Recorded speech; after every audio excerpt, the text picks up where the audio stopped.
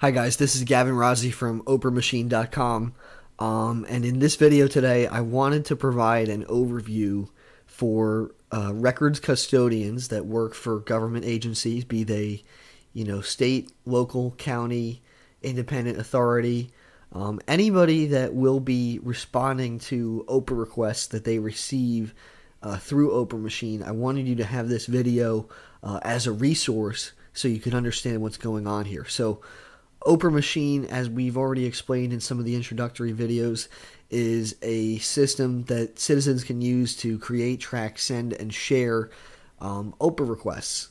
And to do this, all someone does is they go right onto the homepage here and make a request.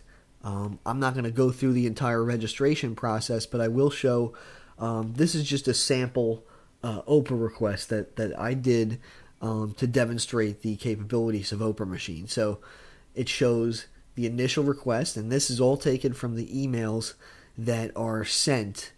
So if you're a public entity, you will probably be receiving this in the form of an email to your records custodian email address, whatever that may be. And then when you respond, the response is captured. So the thing to note when you're responding to these requests is in this little corner of the screen right here, it gives you this email address here. It's OPRA plus request -2-3 EE28A45 at request.opramachine.com. So this long string of characters in the email, that's what allows our OPRAmachine software to determine which emails belong with which requests. So as an OPRA records custodian, what you'll be doing for each request is you'll just click that address that's in the footer of the request there, and any response you make to that account will automatically be captured, fed into our software, and allow us to create that searchable database of public records. So, from the benefit to a records custodian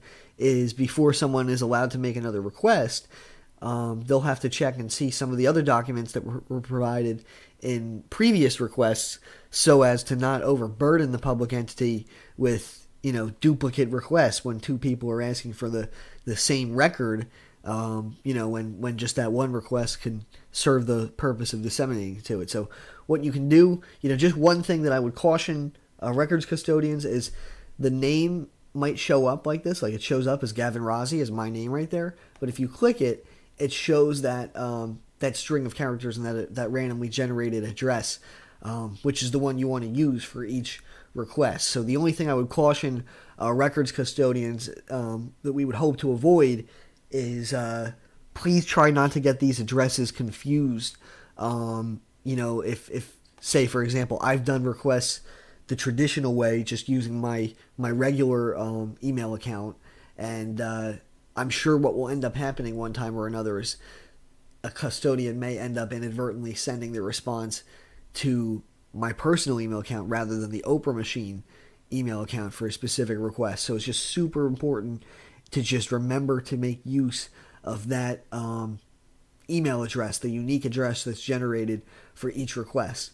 If you don't want to respond that way, you can pull up the request. If you go, if you know you received a request via OPRAmachine and you don't want to reply via email, you can just go to unresolved requests to show everything that's currently in progress, and then we'll go here over to test request, and this is where you can go over to actions. If you click this button here, actions, you can scroll down to respond to request, and that's only going to allow you to respond. So say if we send an email to somebody with an Ocean County email address, it'll verify that you have an Ocean County email address before you can officially respond to the request.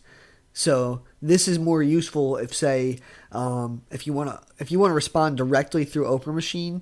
That allows you to get around a lot of OPRA requests. They end up having to turning into being going in person and getting the documents that way, because email, you can only send so many megabytes and attachments. This allows us to get around that rule a little bit, because when you click respond to request, you get a web interface to upload the documents or type your correspondence to respond. So the advantage is we're able to kind of accept those direct file uploads that way. So you could upload, say, if it's a Word or PDF file or whatever the type of stuff that's requested.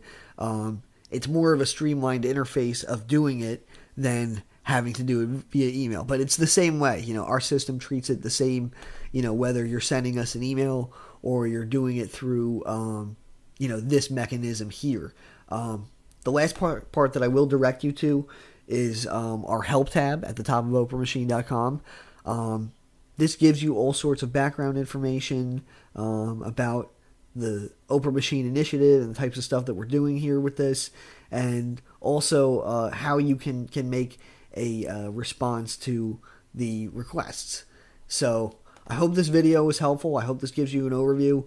We're going to be posting more information at blog.opramachine.com with more information geared toward both records custodians and also the public that will be making use of OPRAmachine.